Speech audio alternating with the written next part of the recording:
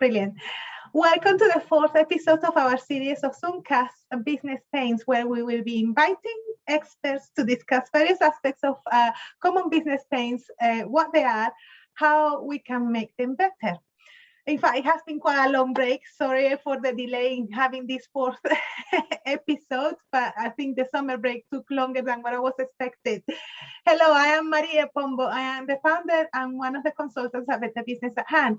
And today I am delighted to introduce you to one of our colleagues, an experienced business development consultant and Manchester-based boutique digital marketing agency owner, Stirling Austin.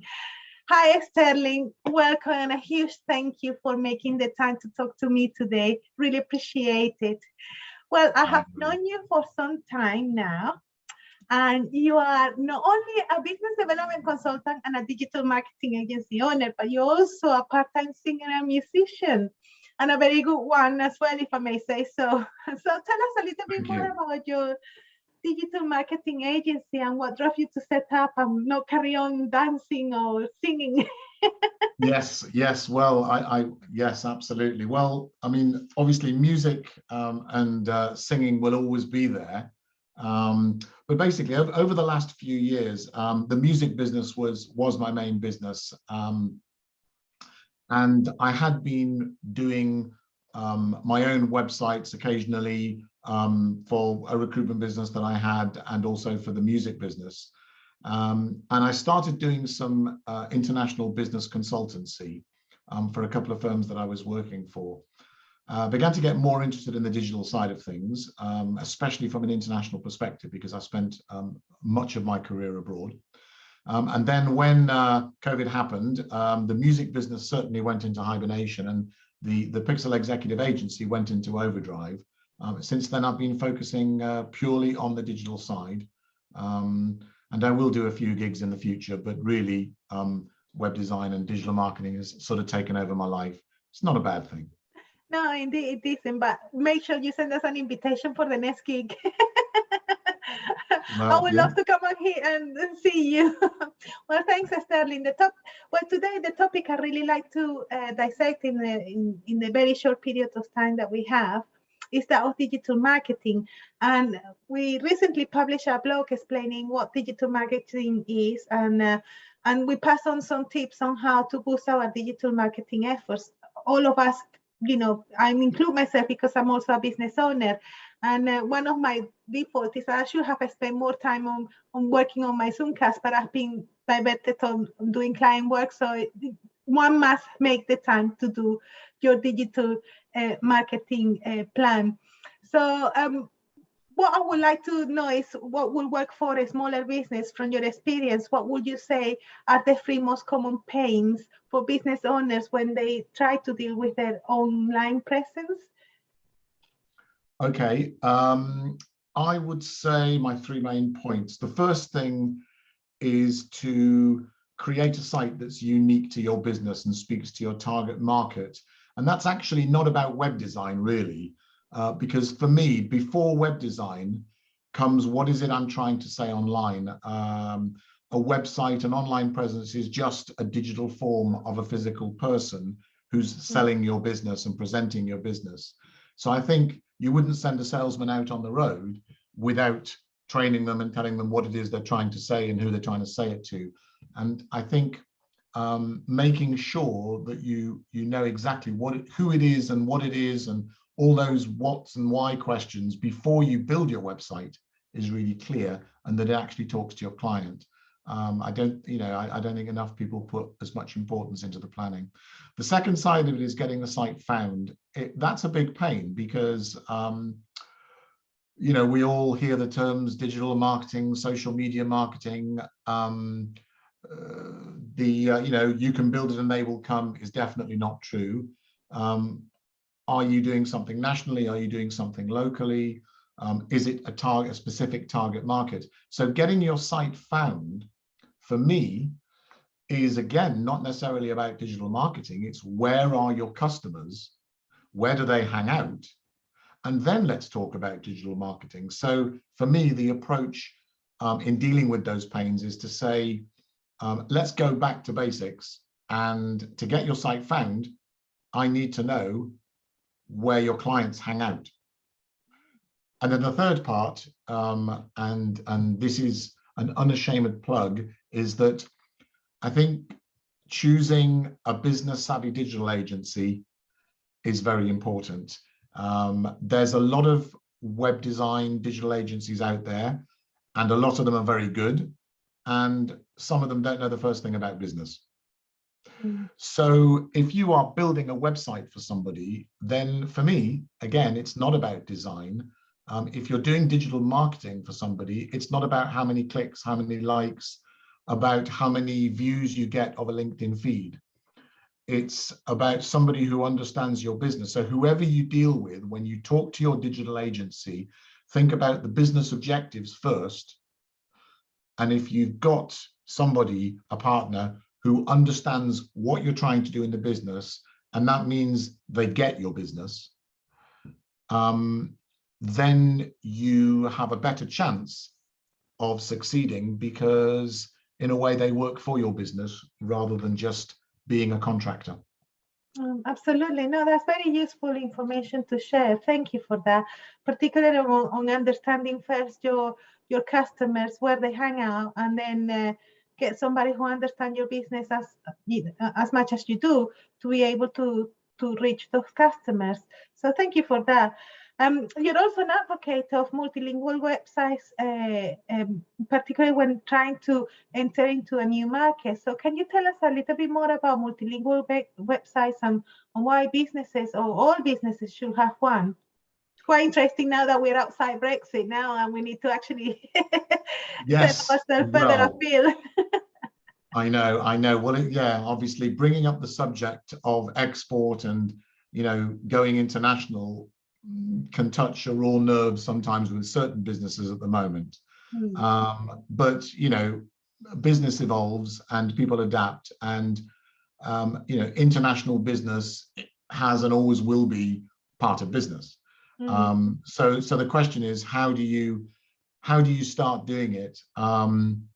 Let's say pre-internet, what did you have to do? You had to get on a boat and you had to go and talk to people. The difference is that these days, you don't have to get on a boat or a train or swim the channel. You can actually get online and you can do an enormous amount to get your brand into another country without even stepping foot into that country. And that's the amazing part for me about multilingual websites. So, it's the first step. A multilingual website is the first step to creating an international presence for your brand, for your company. Obviously, it's not for everybody. If you are a financial advisor based in Wigan and you only deal with people in Wigan, you're probably not going to start trying to deal with the French. Or maybe you just don't want to deal with the French anyway. And by the way, I am also French, so I'm allowed to say that because I've got dual nationality. So oh, that's good. No apologies to any French people if ever listening. But that said,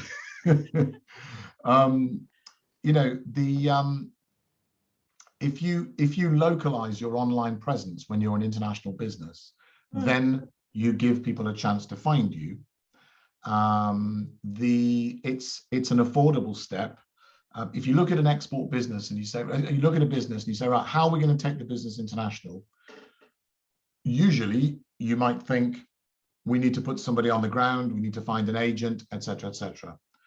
So localizing your online presence, which is a must today for any business, that's the first step. I think, why should all businesses have one? Again, if you're not doing export, not necessarily. Why should all businesses have one? First of all, you can steal a march on your competition. Secondly, it's a very affordable way of setting up in another market. It serves, if nothing less, to impress clients that you are a bigger organization because you deal with other countries.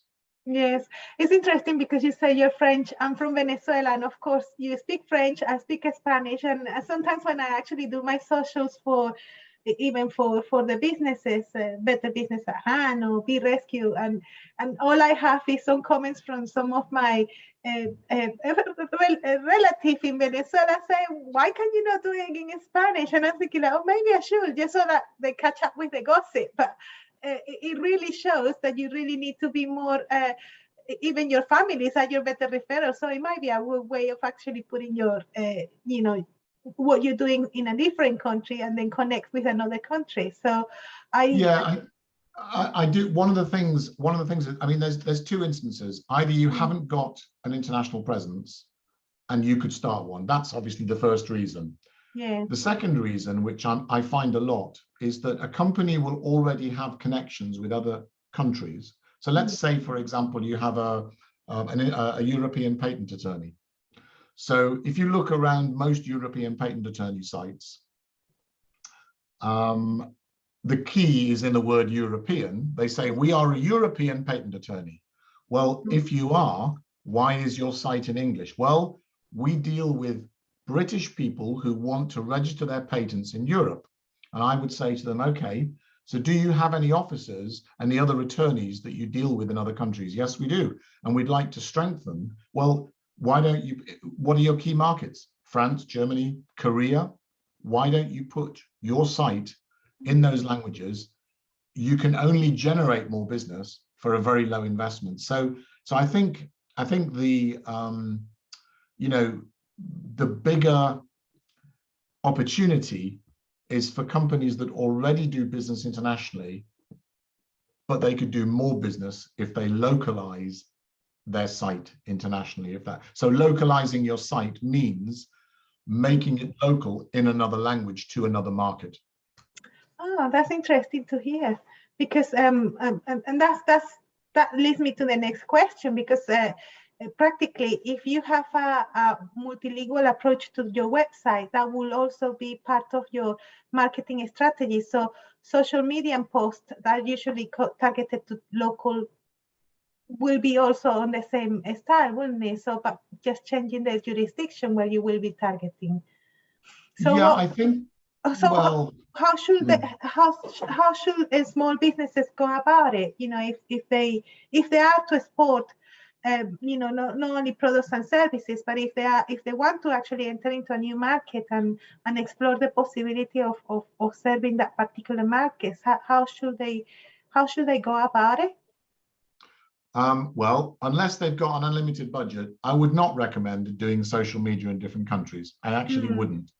What I would do, because unless you've got a base of operation and a budget and an office and the same setup, and you've got somebody who understands culturally how to post in a different language, the business culture, obviously you're not going to, people who go on LinkedIn in the UK or people who go on Facebook in the UK just don't talk or act in the same way that they do in Venezuela, for example. Yeah, it's a different business culture. Even the Americans and the Brits are different. So I think, I think that the short answer to that is I would actually look at what the best way is of attracting key clients in the market rather than going social media.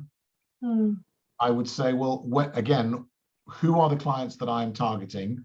Am I targeting specific distributors? In which case, I would simply put my website up and then do direct emailing and direct calling and direct contact or networking to those companies. When it comes to social media, like I say, I think a bigger organization would have the budget for that. The same goes for multilingual SEO. Once you have your site in another language, it only depends on whether somebody is looking for you in the first place. So if your base of operations and your strength is in the UK, for example, but you want to start opening up the French market, I would say social media is down the line when you've got budget, but not straight away. So do you think that culture plays a great understanding culture wherever your new market you want to target is more important? Yes, I do. Because one of the things about the Anglo business sphere, whatever the word is, the business Anglo sphere, there must be some word I can make up there, is that you know, in the British or no, let's call it the Anglo sphere, I think there is an assumption that people do business the way the Anglo-Saxons do business, and that comes to the way they talk, the way you write. So if you talk to a good translation agency who do translations for online websites, it's not about literally translating. You can go to Google, translate, stick it on the same page in French or in Spanish, but it will say something totally different. Yes. I was recently told that the German on my website, some of it sounded as if I was talking to a small child. I was using the wrong translator. I see. As simple as that. So I think the culture is important. The thing about multilingual websites, just to sort of, you know, round that off, is that the key at the start is the technical understanding of, you know, what are your markets? Why are you going to those markets? What's the strategy? Then it's the planning and the expertise, because the moment you change one language, you have to change all the other languages, and what you say in those other languages on the website, on the same page, may not be the same as what you say in English. Yes. Yeah, so then then the localization needs to work. So in French, well, let's say in English, you might say boost your brand, engage with your clients. And that's kind of salesy language. If you say that to the French, it just doesn't work. It just doesn't. So you know, you have to be a lot more in tune. You have to be a lot more intellectually driven from a sales perspective. Yeah. There's got to be a reason as to why this makes sense, rather than giving them an aspiration as to get all these great clients. You know, you can't really say you know, engage with your clients. You can say it, but it doesn't have the same gravitas as in English. But there is an equivalent way of saying it in French, culturally, which could draw people towards making contact. So that, I mean, that's the fun of it. That's the, if you get the right translator and a translator who understands the business culture, that is key to building up your international sales online. Well, that's interesting, because now there is so many tools, you know, like apps available for websites, even that some business owners that manage and create their own websites can add, which is like the translator. It's like the Google Translator, but they're missing out on that cultural touch, isn't it, of understanding. And do you think those tools can be useful, or can they sometimes hinder what they want to achieve in the website? I think it depends what you want to achieve. If, you know, all the websites like, you know, the Wix and, you know, Squarespace, all those do-it-yourself websites are there to serve a particular marketplace. And it may be that somebody just needs a single brochure site, and they're not too fussed about having it unique. So, you know, at the end of the day, if I'm a tradesperson and I want to tell people that I can do painting and decorating, there's only so much you can say about painting and decorating. At the end of the day, it's a much more matter-of-fact type of business. I paint, I decorate, we can do great designs, we can do great colors, but you're not going to start doing, you know, philosophical selling when it comes to a website for that. But when it comes to, let's say, an IT support business, and you want to tell people why they should be dealing with you and the experience that you've got and the clients that are you know, et cetera, all of a sudden, it's a whole different selling game. And one of the do-it-yourself websites won't give you the uniqueness that you want. You can always get somebody to design, a designer to build your own do-it-yourself website. But like I say, it's like anything. It's let's use the music analogy. Mm-hmm. Or no, I'll tell you what, let's got a better one. Let's use photography. I think the difference with some of these websites, do-it-yourself website, and getting a web designer, a good web designer, is like going into a photo booth at Sainsbury's and getting a passport picture click with 4 pictures, or going to a shop where or going to a professional photographer and having a proper portrait done. That's the fundamental difference. Now, that doesn't mean that Wix and all the rest of them don't do great websites. They do. Yeah. But it's not about the website, it's about the business and about the thinking that goes into it. And the last thing to say about those do-it-yourself websites is that your website doesn't belong to you if you work with the do-it-yourself websites. It belongs to them. To them, yeah. And that means that any work you put into it over the however long you have it, when you walk away, if you want to do something just a little bit different, then you leave it all where it is. The other thing is, it's a little bit like the budget airlines. It looks like it's £10 a month, but then if you want to do this, it's an extra £5 a month. And then if you want to have your own domain, well, it's an extra £5. And by the time you've finished, you know, you're paying British Airways prices. Exactly that. So again, nothing wrong with going EasyJet if that's what you're prepared to do. But remember that you don't get any extra suitcases and you don't get any food. Mind you, the food on British Airways these days, I don't know if they do that either. But yeah, so I think, you know, I'm not putting down do-it-yourself websites.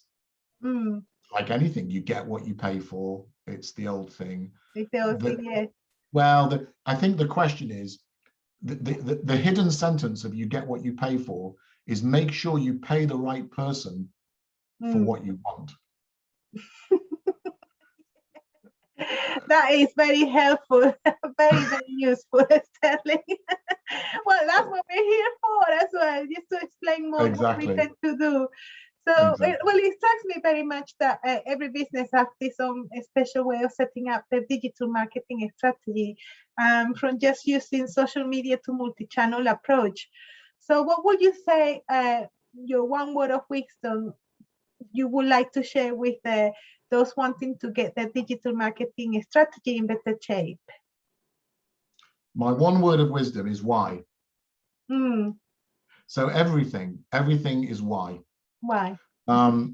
Whether you ask yourself or you ask the people that you're working with, why? Why do you think I should do this? Why do I think I should do it? Because the power of why.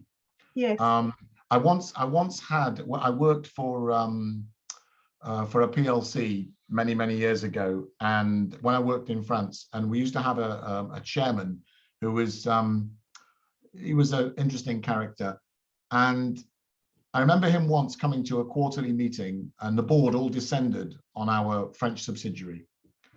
And he started off the meeting, and we prepared lots of reports, as we always do, you know, spent days preparing the reports with the figures. And he said, never mind, and I'm not bothered about the reports. He said, for today, I have only one question, why? We all looked at each other and we said, well, he said, talk about the business.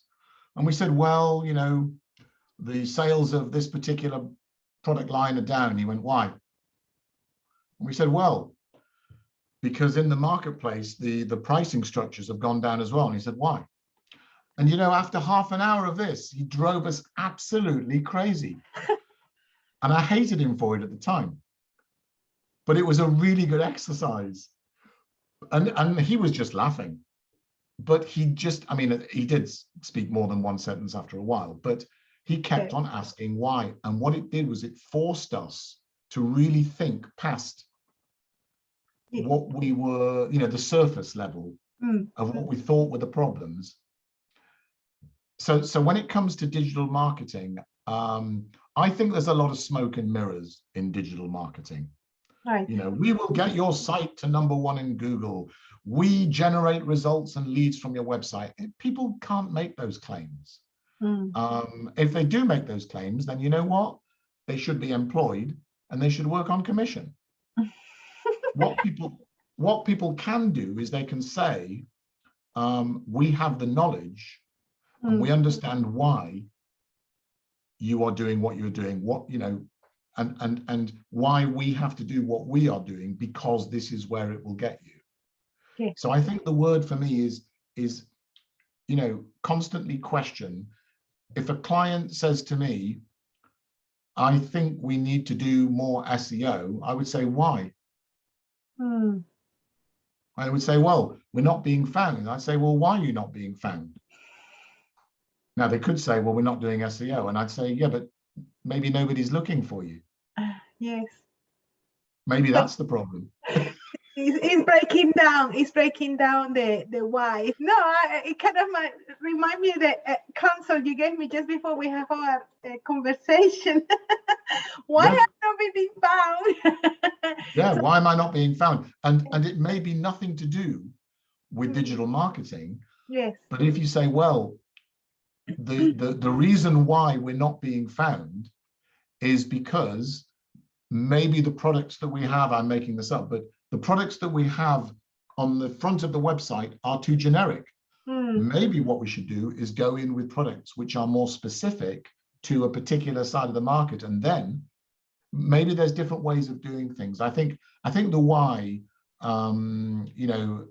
in social media and digital marketing strategy, just remember that social media gurus have no accountability unless they say, I will get you 50 likes on YouTube and you can pay me for it. Yes. So in every industry, if you employ a salesperson, they are paid to get results. If you employ digital marketing people, they are paid to get results, but the results are not, what's the word? They're not quantitative. No, they're not quantitative. So yeah, they're very rarely quantitative. If you employ somebody for Google Ads, so PPC, and you say, right, I want 40 leads coming in, you could make a calculation as to what that will cost you. And if you're paying that company based on the time, you are paying them to do the Google Ads. You're not paying them for results. And that's why I think digital marketing has to be something that people really need to check, that the person who's doing their marketing, their digital marketing, understands why it's being done, what they're trying to do, and why. As I say, I think there's more that could be done, and there are some really good digital marketing agencies out there. Yeah, yes, no, I have their stuff. Yeah, they seem to. I mean, also the tools that they are out there, like Google Analytics. But you're right. There are certain type of digital advertising that it may not be easy to track. Okay, you may get the result of, well, we want to for the social media, if you want 50 likes, that is easy to track because you could see the number of likes that you have in your post. But for the Google Ads, the only thing that you can see is what traffic you get through your website, and you don't know if it's organic traffic or if it's because as a result of the the pay-per-click advertisement. Well, you can. Well, no. Yes and no. I mean, to a certain extent, you can track almost everything analytically in Google, but the question, I suppose, really, to take that one stage further, the question is, does it achieve your objectives of bringing you sales? So if you've got an e-commerce site, then you are advertising a product, and it's about, well, who else is out there? It's not actually about your statistics. It's about if there are 5 people who are all advertising widgets on the first page of Google, what makes my advert different? Why would they click through? What happens when they get on my page? How good is my page? So I think I suppose the key of what I'm trying to say is that it's the same as for web design. You know, if somebody looks for a digital marketer, they should look for somebody who understands the fundamentals of selling rather than the fundamentals of digital advertising. Right. Yes. And I don't mean to sound damning to digital agencies. I'm not, but there's so much smoke and mirrors. You know, we'll do your social, we'll do your SEO, your Google ads, etc. And I would say 4 out of 5 conversations that I've had with clients about Google ads, I've told them it would be a waste of time for them. But people say, well, I want to spend money because it will get me to number 1. I go, okay, why? What is it? Have you looked at the first page? Okay, we can advertise, but the amount of money that you might have to spend to get a good return would maybe be better putting it into direct marketing or content marketing or local SEO to the area that you are in. So for me, that's more about the fundamentals of channel marketing and channel selling than, yeah, and then if you figured that out, if you're any good at digital marketing, you'll do a good job. But even then, it's, you know, it's digital marketing is, I don't think anybody can come up with promises. But for me, somebody who has a background, not just purely a tech background, is a better bet for digital marketing than somebody who is purely a geek. Yeah, because I guess it's also following the funnel, isn't it? You go there where you need your marketing as well as your selling strategies, you know, so that it goes through the funnel, engagement, get to know what you are about, and then, you know, finally warm up the client to or the customer to trigger them for them to purchase or find you. So it's following that kind of cycle, isn't it? That it is. I mean, email marketing is understanding the psychology of what makes people buy in a way. What makes people buy? Yeah, absolutely. Well, I mean, again, I'm saying email marketing is digital marketing, but I've never really considered email marketing as part of the whole social media. The reason being that with email marketing, you have to target, that the fundamental difference for me with the sales approach is that if you're doing Google ads or you're doing SEO or content marketing, you don't really know who's going to see that because it relies on people finding you. If you're doing direct marketing, email marketing, for me, it means that you're actually putting the thought process into say, well, who are these clients that I am trying to find? And then, yes, the funnel, email number 1, like, for example, do you have a multilingual website? Do you not? Yes, no. Can I see if they track the email? Then, if they open that email, wait 2 days, send them a special offer for an audit, etc. So all of that funnel marketing, absolutely. But the fundamental difference is that you're doing a lot more thought, a lot more thinking about how to find your clients rather than getting them to find you. And that's the bit that I like about trying to figure out with a client with digital marketing, is to say, well, let's just step back, because digital marketing could be anything. Let's go back to basics. And, you know, so I know that's not giving any, you know, there's no secret sauce.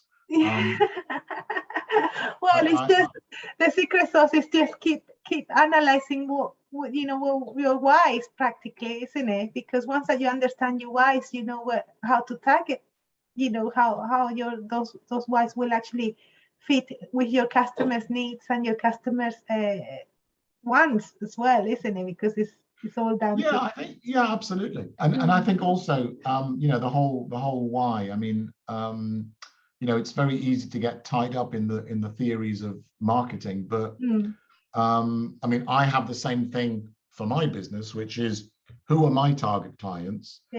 And what exactly are their issues? Well, if they don't know about me, they don't have any issue. But let's say that if I was trying to say, well, you're a lawyer and you should have a multilingual website, for example, or you are a small business and you're not quite sure what to do, where to go, etc.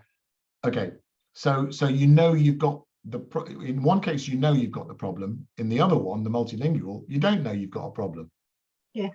So then the thing for me is to say to somebody, well, when it comes to multilingual websites, I need to either let that person know that the problem that they never realized they had can be solved by a multilingual website. Yes. And the person who has a problem because they know that they need some consulting, they need some bit of experience, somebody with experience to give them some mentoring, some coaching, I've got to find them and let them know that I've got something that I can give it to them. But it's both of them involve finding people. And that's my thing about digital marketing. Like I say, it's about, I think it's about how to find people. Yeah. Super interesting. It's super interesting because it's a different approach as well, isn't it? Of what you hear on the usual channels and the different advice that people kind of give you. For talking to you today, Stirling, has been kind of like enlightening because it's a completely different way of seeing it that we usually see. So thank you for sharing those insights. Really appreciate it. And I know I have taken a lot of your time. So as always, it is a pleasure. And I also hope those that are listening or watching have enjoyed this short on business paying and found it as useful as I have. I also have to sort out my own digital marketing strategies, and luckily I'm working with Stirling on that. So as always, every business paying has its own difficulties, but we're here to serve. So you can book a Stirling or one of our other consultants from our Meet the Team page in our website, betterbusinessathand.app. I will put it as well in the description on this video once I upload it. And if you need any hand on with any particular business pains, we're here to serve. So until next time, thanks so much for watching and listening. Stirling, thank you very much. Take care. Okay, thank you, Maria. Thank you. Bye-bye.